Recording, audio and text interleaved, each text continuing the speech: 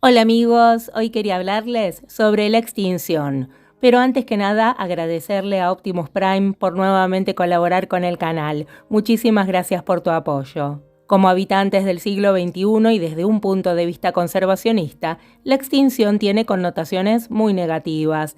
Sin embargo, para aquellos que nos gustan los procesos evolutivos, la extinción representa un motivo de investigación porque al mismo tiempo que significa que desaparezca un linaje, una adaptación o una variación genética irrepetible, también brinda oportunidades para la innovación de los diseños estructurales y funcionales. Entonces, la extinción es una paradoja en la medida que se define por componentes destructivos, pero acaba por generar escenarios de inesperada creatividad. Por supuesto, no es lo mismo una extinción donde tenemos la culpa por nuestra desmedida ambición, la contaminación o la sobreexplotación del medio ambiente que si la extinción ocurrió en forma natural. Las ideas sobre extinción comenzaron a aparecer en las primeras teorías evolutivas y tuvieron un recibimiento bastante hostil en la Inglaterra victoriana de mediados del siglo XIX. Hay que tener en cuenta que las doctrinas religiosas, basadas en los textos bíblicos del Génesis, afirmaban que todos los seres vivos eran productos de un único acto creador. Por lo tanto, no era cuestionable si los seres vivos cambiaban a lo largo del tiempo, porque esto implicaba que el acto creador de alguna manera era imperfecto. Tampoco se podía plantear duda alguna sobre el hecho de que todas las formas de la vida creadas desde el principio seguían existiendo, ya que ¿qué sentido tendría la extinción en un contexto de creación? Sin embargo, a lo largo de los siglos XVIII y XIX se fueron acumulando evidencias fósiles que despertaban inquietud. Para muchos, los fósiles no eran más que el producto de una fuerza vital de la Tierra que se esforzaba por crear imágenes de la creación divina. Pero las similitudes que había entre fósiles y muchos seres vivos contemporáneos no pasaban desapercibidas, y llegó un momento en que quedaron pocas dudas. Eran los restos petrificados de seres que vivieron en otras épocas. Obviamente se buscaron explicaciones para esto y la clave estaba en el diluvio, tal como se narra en la Biblia. Los fósiles serían los restos de los animales que se ahogaron en el diluvio y luego quedaron enterrados en los sedimentos formados por la inundación. Como se pueden imaginar, este argumento realmente no era satisfactorio para muchos geólogos por el mero hecho de que no había manera de explicar cómo todas las capas de rocas fósiles se podrían haber formado al mismo tiempo. Charles Darwin define la extinción como el resultado de una competencia con el medio. La extinción estaba relacionada con el éxito o el fracaso del proceso adaptativo.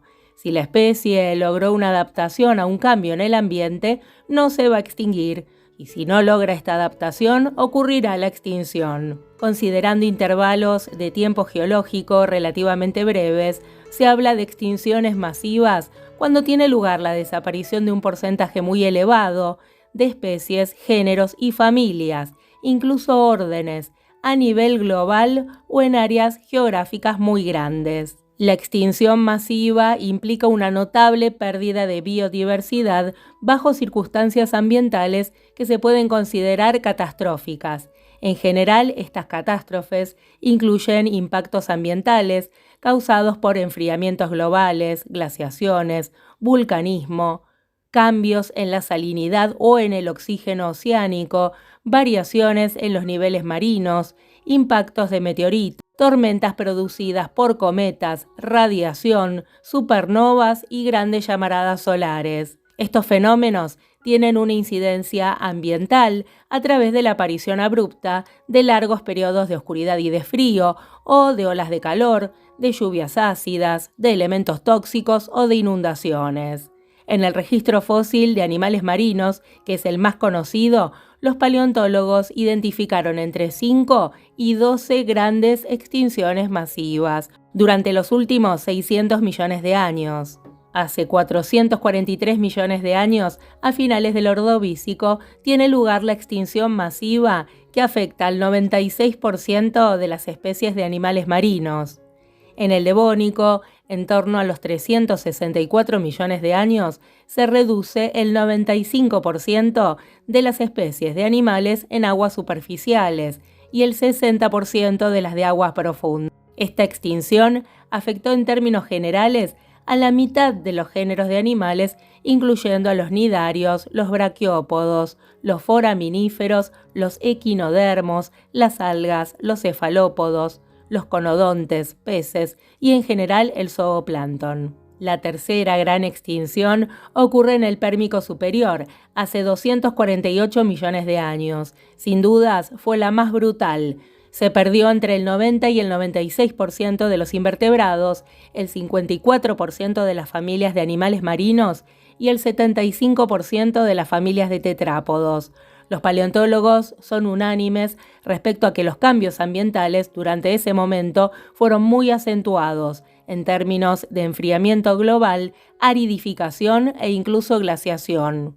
La cuarta gran extinción se registra entre el Triásico y el Jurásico, hace 206 millones de años, precisamente uno de los momentos geológicos que resultan análogos a la situación actual de calentamiento global e incremento del dióxido de carbono atmosférico.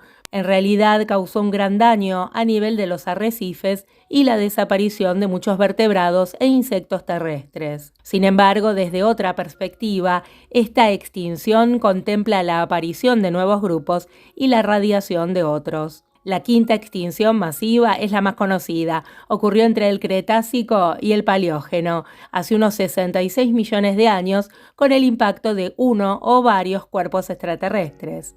Por lo menos uno cayó sobre la península de Yucatán y terminaría por producir una reducción del 80% de los invertebrados marinos. La extinción total de los dinosaurios no avianos, un enorme declive en muchos vertebrados marinos, foraminíferos y moluscos. El impacto debió producir incendios devastadores, frío intenso, oscuridad prolongada, luego un recalentamiento global y lluvias de ácido nítrico. Desde el punto de vista de la vegetación, a partir de este evento comienza el predominio de las angiospermas o plantas con flores, aunque no hubo realmente una declinación en los helechos y las coníferas, que continúan existiendo y continúan estando en los registros, a diferencia de lo que ocurre en el registro animal. No se pierden tantas familias de plantas, no hay un impacto biótico tan grande. Obviamente, en su momento es probable que hayan muerto muchísimas plantas, pero a largo plazo no hay una disminución en la diversidad de plantas. Por ejemplo, las cícadas, que todavía se encuentran en Australia, África y México, 100 millones de años después de que perdieran algunos de sus ecosistemas favoritos de los que fueron expulsados por las angiospermas. Un detalle digno de mencionar es la longevidad entre las plantas de los llamados fósiles vivientes u organismos pancrónicos, o sea, taxones de una larga supervivencia en el tiempo geológico. Algunos géneros, que están representados por miles de especies, han tenido su origen en el Carbonífero, hace más de 300 millones de años. Las secuoyas y las metasecuoyas no han cambiado apenas en 100 millones de años, y las araucarias en 200 millones de años. Dicksonia se identifica con formas que vivieron hace 180 millones de años. Entonces, por un lado, algunos grupos nunca se extinguieron y forman una corta lista de sobrevivientes. También habría que mencionar que incluso en momentos de una enorme pérdida de biodiversidad, como ocurre al final del Pérmico, las comunidades marinas y terrestres, animales y vegetales, dejaron suficientes taxones y grupos como para facilitar la recuperación en pocos millones de años. ¿Qué ocurre con la extinción actual, la sexta extinción masiva? Es difícil establecer comparaciones directas porque, por supuesto, hay una falta de datos impresionante, pero el ritmo actual de destrucción de la biodiversidad podría llegar a ser superior al que muestran las perturbaciones ambientales que dieron lugar a lo que hemos llamado las extinciones masivas, sobre todo en los ecosistemas tropicales, que son los ecosistemas más importantes para la renovación del aire, del agua y del carbono. Pero más allá de la evidente extinción a la que nos enfrentamos, esta crisis provocará la emergencia de novedades evolutivas inesperadas. Cuando la extinción haya pasado, nuevas especies van a tomar la batuta y van a ocupar nichos ecológicos y habría que preguntarse si el hombre va a estar todavía dentro de las especies que sobrevivan o vamos a estar dentro de las que se extingan. Bueno amigos, espero que les haya resultado interesante el tema que les traje hoy. Pueden dejarme su opinión y si piensan ustedes que el hombre va a sobrevivir a estos cambios que están ocurriendo hoy en día o no. Y les envío un fuerte abrazo, cuídense un montón.